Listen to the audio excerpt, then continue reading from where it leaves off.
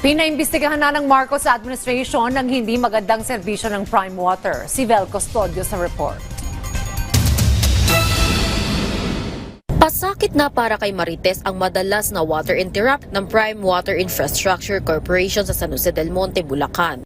There are instances pa na na-hospital ang mother ko and she cannot flush even ng sarili niyang toilet. So, ibig sabihin, dapat may flusher para man lang gumaan yung pakiramdam niya kasi na-operahan. Alam mo, walang tubig ang flusher. So, magtatabo siya. So, yung bigat ng tabo na yun, ka-o-opera pa lang, hindi pa pwede. Once na mamatay ang mother ko, dahil hindi sa operasyon, hindi sa sakit niya, but because of the stress of this water. Kahit siya, nakaramdam na rin ng sakit sa likod kakabuhat ng ipinapadeliver na lang na tubig. Inaakyat pa kasi nila ito hanggang sa ikatlong palapag. Kung minsan naman, malabo pa ang kulay ng tubig na lumalabas sa gripo.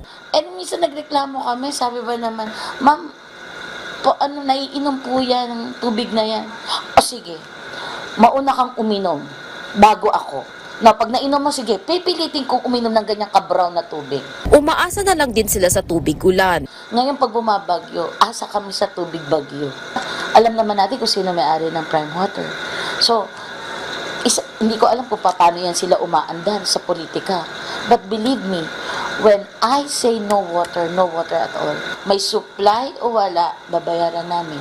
Bukod sa Bulacan, namumroblema na rin sa supply ng tubig ang mga customers ng Prime Water sa Cavite, Laguna, Pangasinan at Bohol. Kaya naman, pinapaimbestigahan na ni Pangulo Ferdinand R. Marcos Jr. sa Local Water Utilities Administration ang reklamo ng mga residente sa serbisyo ng Prime Water. Vel Custodio para sa Pambansang TV sa Bagong Pilipinas.